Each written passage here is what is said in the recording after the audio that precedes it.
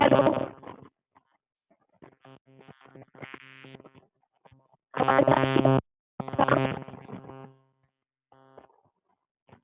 Hello, ma'am. Good morning, ma'am. Good morning. Morning ma'am सही से नहीं आ रही है। मैम आपकी वॉइस नहीं आ रही।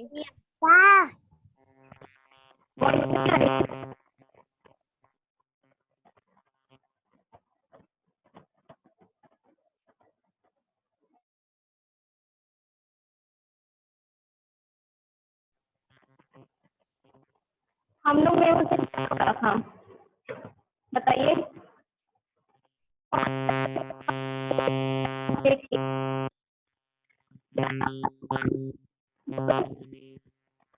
मैम आपकी आवाज फंस के आ रही है। पूछ रहे थे ना,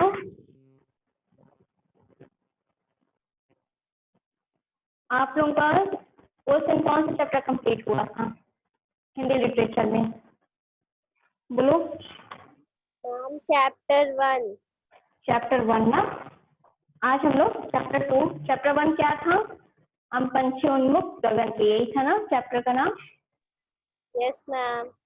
तो आज हम लोग सेकंड चैप्टर पढ़ेंगे। सेकंड चैप्टर है दादी माँ। ठीक है, जानते हो दादी माँ के बारे में? आप लोगों की भी दादी होंगी, है कि नहीं? आस्था, जनक, मैम ना? तो आप लोगों की भी होंगी, नहीं भी होंगी, मतलब जानते तो हो ना। उन्हीं के बारे में यहाँ पे आज बताया गया है कि दादी माँ के बारे में यहाँ पे चर्चा की गई है। कमजोरी है, हम स्टोरी पढ़ रहे हैं, समझाते चल रहे हैं। जहाँ पे दिक्कत होगी तो बोल दीजिएगा, वॉइस में या कुछ भी ना समझ में आ रहा होगा बोलिएगा।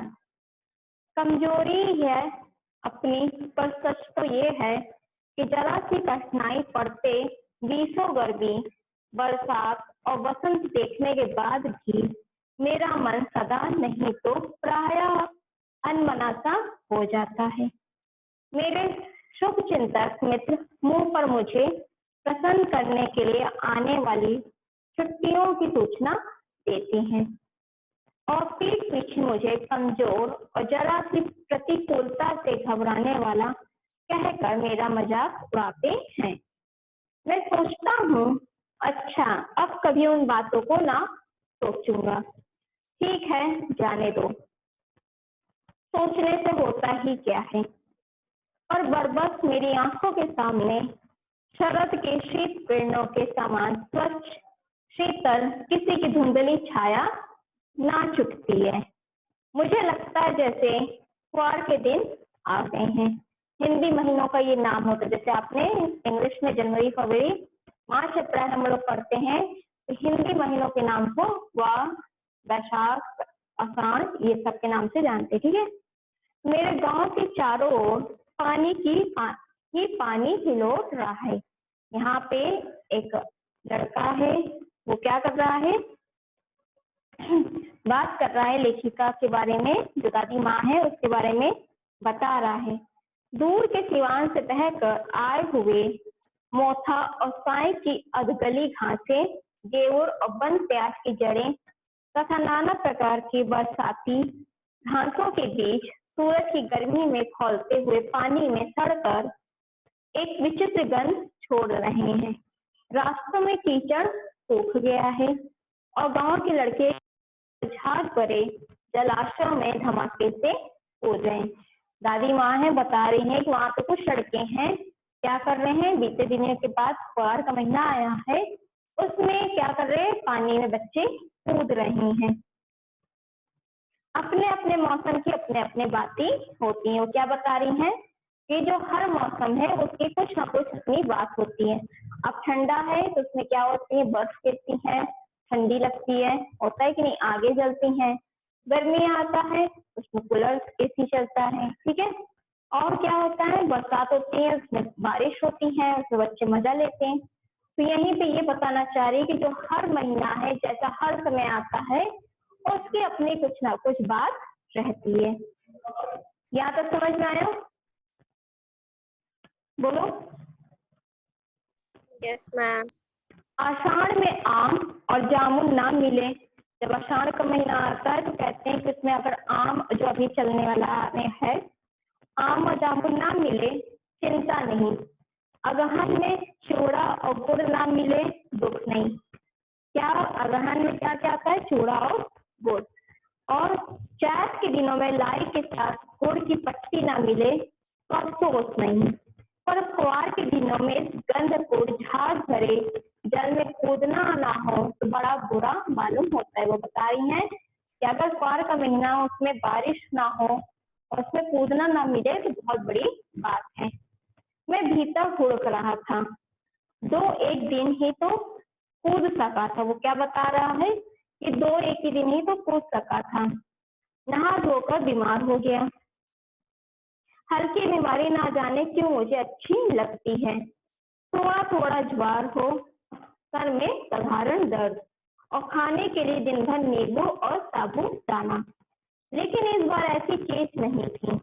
ज्वार जो चढ़ा तो चढ़ता ही गया। ज्वार मीन्स होता है क्या?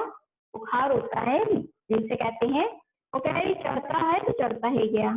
रजाई पर रजाई और उत्तरा रात 12 बजे के बाद। दिन में चादर लपेटे सोया था। दादी माँ आई। अब यहाँ से शुरू होता है, दादी माँ आई, उनके बारे में यहाँ से बताया जा रहा है। शायद नहाकर आई थी। वो बता रहा है, एक लड़का है, कह रही दादी माँ आई थी और बता रहा है कि वो नहाकर ही आई थी। उसी झाग वाले जल में, उसी वाले जो बारिश का था जिसमें झाग फेंकता है, उसी में नहाकर आई थी। पतले दुबले स्नेह सने शरीर पर सफेद किनारी ही धोती, सन से सफेद बाल और सिरों पर सन टपके हुए जल की शीतलता। मतलब वो बाल को लपेट कर और उस पर क्या हो रहा था? पानी टपक रहा था। आते ही उन्होंने सर पेट छुए। आते ही ने उस लड़के के सर को और पेट को छुआ। आंचल की गांठ खोल किसी अदृश्य शक्तिधारी की चबूतरे की मिट्टी मुंह में डाली। वो क्या थी? पहले आई, पेट और माथे को छुआ और फिर छुआ, सर को छुआ था। और आंचल की जो आंचल होता है उसमें क्या बांधी थी? एक थोड़ी सी मिट्टी डाली थी। उसको क्या की? निकाली और माथे पर हाथ फेरते हुए मुंह में डाल दी। दिन रात चारपाई के पास बैठी रहती। दिन रात क्या करती रही थी? चारपाई के पास बैठी हुई थी। कभी पंखा झलती, कभी जलते हुए हाथ पैर कपड़े से सहलाती, सर पर दालचीनी का लेप करती और 20 बार छू छू कर ज्वार का अनुमान लगाती। मतलब वो बार बार छू रही तो देख रही थी इसका बुखार कम हुआ कि नहीं। आवाज जा रही ना तुम लोग को? बोलो, क्लियर है ना आवाज? तो क्या था? बार बार छू रही थी। हांडी में पानी आया कि नहीं वो देखती है कि हांडी में पानी है कि नहीं। उसे पीपल की छाल से छौंका कि नहीं वो देखती है कि उसे पीपल की छाल जो है उससे छौंका गया है कि नहीं। खिचड़ी से मूंग की दाल एकदम मिल तो गई है। क्या होता है? जब हम लोग के पेट में दर्द होता है तो जो मूंग की दाल होती है उससे की खिचड़ी बनती है। तो वो क्या कह रहा था कि खिचड़ी में मूंग की दाल एकदम मिल गई थी। कोई बीमार घर में सीधे बाहर से आकर तो नहीं चला गया? आदि लाखों प्रश्न पूछकर घर वालों को परेशान कर देती। उसकी जो दादी थी वो इस तरह से काम करती और क्या कर रही थी? जो घर वाले थे उससे लाखों प्रश्न पूछकर क्या कर रही थी? परेशान कर रही थी। दादी माँ की गवई गांव की 50 किस्म की दवाओं के नाम याद थे। गांव में कोई बीमार हो वहां भी वही हाथ छूना, माथा छूना, वो पेट छूना। फिर भूत से लेकर मलेरिया, सरसाम, निमोनिया तक का अनुमान विश्वास के साथ सुनाती। वो क्या कर रही थी? देख रही थी बुखार तो नहीं है और या और कुछ चीजें तो नहीं है।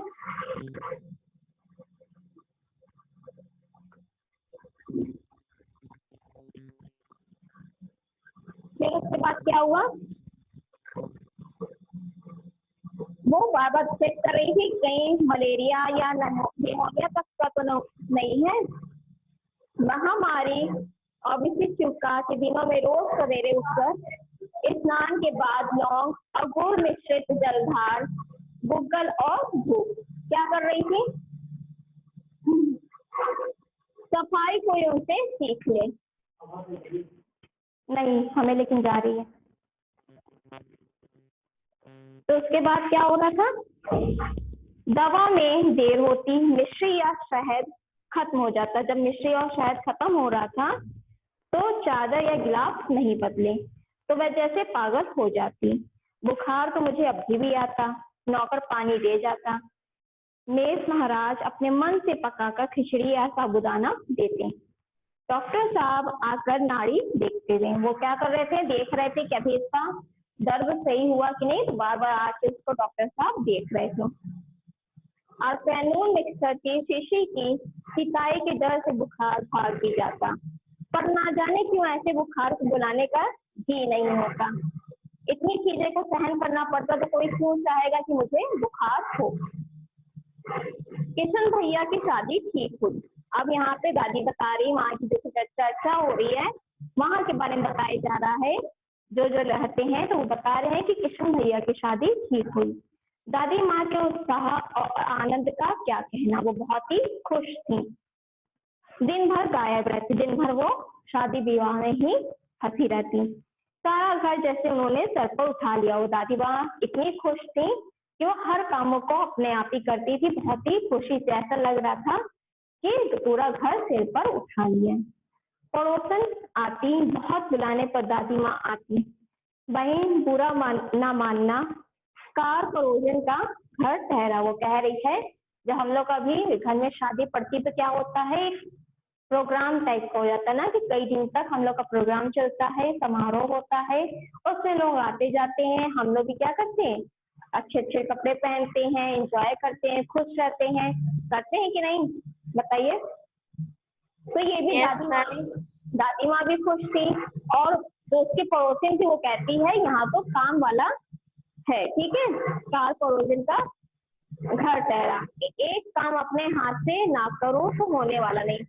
अच्छा ये बताओ, तुम लोग को आवाज जा रही है ना, कुछ प्रॉब्लम तो नहीं हो रही है no मैम।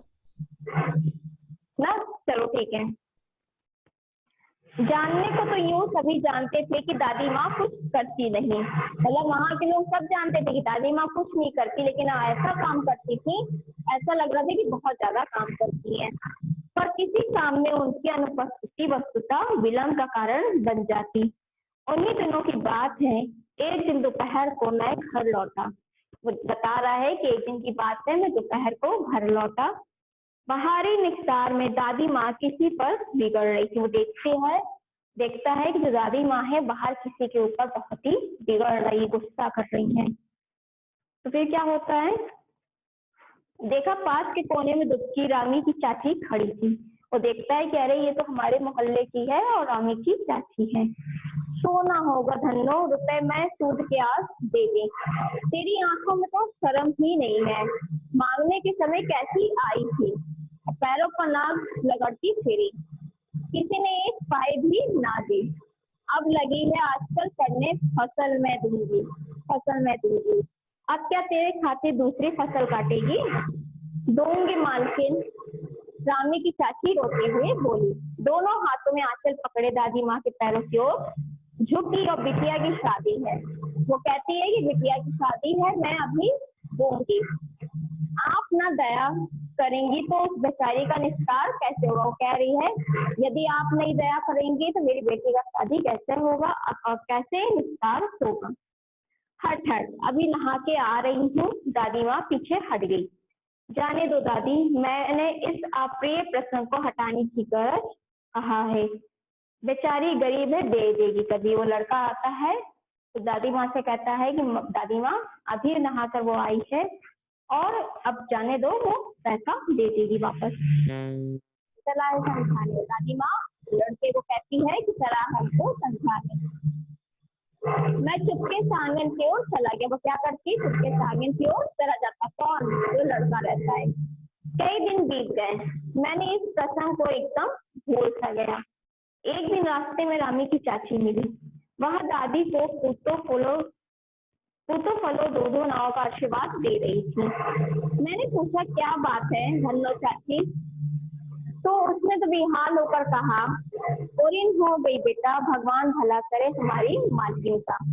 कल ही आई थी, पीछे का सभी रुपए छोड़ दिया, ऊपर से 10 रुपए का नोट देकर बोली कि देखना धन्नो, जैसी तेरी बेटी वैसे मेरी, 10 5 के लिए हंसाई ना हूं।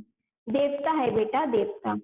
उस रोज तो बहुत डांट रही थी। मैंने पूछा, वहां पे लड़का कहता है कि मैंने जब उस दिन देखा तो तुम्हें तो बहुत डांट रही थी, आज क्या हो गया ऐसा? तो वहां तो बड़े लोगों का काम है, जो चाची है वो कहती है तो बड़े लोगों का काम है डांटना, रुपया देखकर डांटे भी तो लाभ क्या। मैं मन ही मन इस तरफ हंसता हुआ आगे बढ़ गया। वो मन ही मन सोचता हुआ हंस रहा था कि अरे उस दिन तो डांट रही थी और आज देखो क्या हो गया। किशन की विवाह के दिनों की बात है। विवाह के 4 5 रोज पहले से ही औरतें रात भर गीत जाती। अब उसकी शादी का था, किशन की शादी चल रही थी, सभी लोग खुश थे। तो क्या कर रही थी कि औरतें जो थी वो रात भर देख रही थी और गाना और हलचल थी घर में। विवाह की रात का अभिनय भी होता। विवाह की रात का जो था अभिनय मतलब होता है रंगमंच और जो प्रोग्राम होते हैं। वहां प्रायः ही एक कथा हुआ करता, उसमें विवाह से लेकर पुत्रोत्पत्ति तक के सभी दृश्य दिखाए जाते हैं। वहां पे क्या था, अब कुछ लोग होते हैं डांस करवाते हैं, कुछ लोग होते हैं रात भर गीत करवाते हैं, ये सब होता। लेकिन जो इनके यहाँ था तो वो क्या कर रहे थे, एक कथा सुनाई जा रही थी। पुत्र उत्पत्ति मतलब जब बच्चा पैदा होता है और जब तक उसकी शादी ना हो जाए उसका विवरण हो रहा था। सभी पाठ औरतें ही करती। मैं बीमार होने के कारण बारात में ना जा सका, उसका लड़का बीमार था, इसी वजह से वो बारात में नहीं जा पाया। मेरा भाई राघव दलान में सो रहा था, वहां भी बारात जाने के बाद पहुंचा था। औरतों ने उस पर आपत्ति की। दादी माँ बिगड़ी, लड़के से क्या पर्दा, लड़के और ब्रह्मा का मन एक सा होता है। मुझे भी पास ही एक चारपाई पर चादर उड़ाकर दादी माँ ने चुपके से सुला दिया। बड़ी हंसी आ रही थी। सोचा कहीं जोर से हंस दूं, भेद खुल जाए तो निकाल बाहर किया जाऊंगा, और भाभी की बात पर हंसी रुक ना सकी और भांडाफोड़ हो गया। देबू की माँ ने चादर खींच ली। कहो दादी, यहाँ कौन बच्चा सोया है? बेचारा रोता है, शायद दूध तो पिला दो। हाथापाई शुरू हुई। दादी माँ बिगड़ी, लड़के से क्यों लगती है? सुबह रास्ते में देबू की माँ मिली। कल वाला बच्चा भाभी। मैं वहां जोर से ही भागा, दादी माँ के पास जा खड़ा हुआ। वस्तुतः किसी प्रकार अपराध हो जाने पर हम दादी माँ की छाया में खड़े हो जाते। हम लोग से भी जब कोई गलतियां हो जाती, हमारी माँ जब हमें डांटने आती तो क्या करते हैं हम लोग, दादी या नानी के पीछे भाग जाते। क्यों? क्योंकि वो हमें बचा लेगी। क्यों? क्योंकि दादी जो नानी होती है वो पोता पोती से बहुत ही प्यार करती हैं। फिर उसके बाद क्या हुआ, स्नेह और ममता की मोटी दादी माँ की एक बात आज कैसी कैसी मालूम होती है। परिस्थितियों का वत्या चक्र जीवन के सूखे पत्ते का कैसा नाचता है, इसे दादी माँ खूब जानती थी। दादा की मृत्यु के बाद से वे ही बहुत उदास रहती। जब दादा की मृत्यु हो गई थी तो दादी माँ बहुत ही उदास रहने लगी थी। संसार उन्हें धोखे की बुरी हालत में मालूम करता। दादा ने उन्हें स्वयं जो धोखा दिया, वे सदा उन्हें आगे भेजकर अपने पीछे जाने की झूठी बात कहा करते थे। दादा की मृत्यु के बाद सुकुमिट्टी की तरह बढ़ने वाले मुंह में राम बगल में छुरी वाले दोस्तों की सुख चिंता ने स्थिति और डामाडोल कर दी। दादा के श्राद्ध में दादी माँ के मना करने पर भी पिताजी ने अतुल संपत्ति बैठी। क्या हुआ था, उन्होंने धोखा दिया था, लेकिन दादी माँ ने अपने बेटे को मना किया था कि इनका श्राद्ध ना हो। श्राद्ध मतलब होता है जो क्रियाकर्म होता है मरने के बाद। तो लेकिन उनके पिता ने उनसे छुप कर उनका काम किया था। दादी माँ अक्सर उदास रहा करती थी। माघ के दिन थे, कड़ाके का जाड़ा पड़ रहा था। पछुआ का सन्नाटा और पाले की शीत हड्डियों में घुसा पड़ती। शाम को मैंने देखा दादी माँ गीली धोती पहने कोने वाले में एक संदूक पर दिया जलाए हाथ जोड़कर बैठी है। उनकी स्नेह कतार आंखों में मैंने आंसू कभी नहीं देखे थे। वो दादी माँ को हमेशा हंसते हुए देखा था, कभी भी उसकी आंखों में आंसू नहीं देखा था। मैं बहुत देर तक मन मारे उनके पास बैठा रहा। वो बहुत बस सोच रहा था कि इनके आंख में आंसू क्यों हैं। उन्होंने आंखें खोली। दादी माँ, मैंने धीरे से कहा, क्या है रे, तू यहाँ क्यों बैठा है? दादी माँ, एक बात पूछूं, बताओगी ना? मैंने उनके स्नेहपूर्ण आंखों की ओर देखा। वो दादी माँ की आंखों में देखते हुए कहता है, मैं एक बात तुमसे पूछना चाह रहा हूँ, आप सही से बताओगी ना? क्या है, पूछो। तुम रोती थी? वो बोल रहा है, तुम रोती थी? दादी माँ मुस्कुराई, पागल, तूने अभी खाना भी नहीं खाया ना? चल चल। वो बात को टालती है और कहती है कि तूने अभी खाना नहीं खाया, चल चल यहाँ से। धोती तो बदल लूं दादी माँ, मैंने कहा। मुझे सर्दी गर्मी नहीं लगती बेटा। वे मुझे खींचती रसोई में ले गई। सुबह मैंने देखा चारपाई में बैठे पिताजी और किशन भैया मन मारे कुछ सोच रहे हैं। वो क्या देखते हैं कि किशन भैया और उनके पिताजी मन मारे बैठे हुए हैं। दूसरा चारा ही क्या? बाबू बोले, रुपया कोई देता नहीं है, कितने के तो अभी पिछले भी बाकी हैं। वे रोने रोने से हो गए। जो उनके किशन भैया और पिताजी बैठे थे वो इसीलिए बैठे थे क्योंकि उनका कोई भी पिछला पैसा नहीं दिया था। रोता क्यों है रे? दादी माँ ने उनका माथा सहलाते हुए कहा। मैं तो अभी हूँ। वो दादी माँ कहती है, अभी मैं जिंदा हूँ, तुम लोग को रोने की क्या जरूरत है? उन्होंने संदूक खोलकर चमकती सी चीज निकाली। तेरे दादा ने यह कंगन मुझे इसी दिन के लिए पहनाया था। वो क्या कह रही है? जो तुम्हारे दादा थे वो कंगन मुझे दिए थे, सोने का कंगन, और वो इसी दिन के लिए दिए थे कि जब कोई दिक्कत आए तो हम उस टाइम उसका यूज कर सके। उनका गला भर आया। मैंने इसे पहना नहीं, इसे संजो कर रखा है। वो कह रही, दादी माँ उन लोग से बता रही है कि मैंने इस कंगन को कभी नहीं पहना है, सिर्फ इसे संजो कर रखा है। यह उनके वंश की निशानी है। उन्होंने आंसू पूछकर कहा, पुराने लोग आगा पीछा सब सोच लेते थे बेटा। अब दादी माँ यहाँ पे कह रही है कि बेटा, जब पुराने लोग होते, बड़े लोग होते हैं, वे सब चीजों को, परिस्थिति को जानते हैं, आगे क्या होगा, पीछे क्या होने वाला है, क्या बीत चुका है, वो सब जानते हैं। सचमुच मुझे दादी में श्राप देवी से लगी। धुंधली छाया विलीन हो गई। मैंने देखा दिन काफी चढ़ाया। पास के लंबे खजूर के पेड़ से उड़कर एक कौआ अपनी घिनौनी काली पंखें फैलाकर मेरी खिड़की पर बैठ गया। हाथ में अभी भी किशन भैया का पत्र कांप रहा है। काली चीटियां सी कतारें धूमिल हो रही हैं। आंखों पर विश्वास नहीं होता। मन बात सी पूछ बैठा था, क्या सचमुच दादी माँ नहीं रही? जब वो ये बात बता रहा है, वो लड़का जो था वो अभी तक अपनी दादी की क्या कर रहा था, बात बता रहा था। क्यों? कि जब उसके किशन भैया की शादी हुई थी तो वो एक पत्र लेके आए थे, उसी में लिखा था कि दादी माँ अब नहीं रही। समझ में आ गया ये चैप्टर? Yes, ma'am. कोई कंफ्यूजन इसमें? बताओ आस्था, जाना, बताइए कोई दिक्कत इस चैप्टर में कि जो ना समझ में आया हो? मैम आ गया सब। आ गया।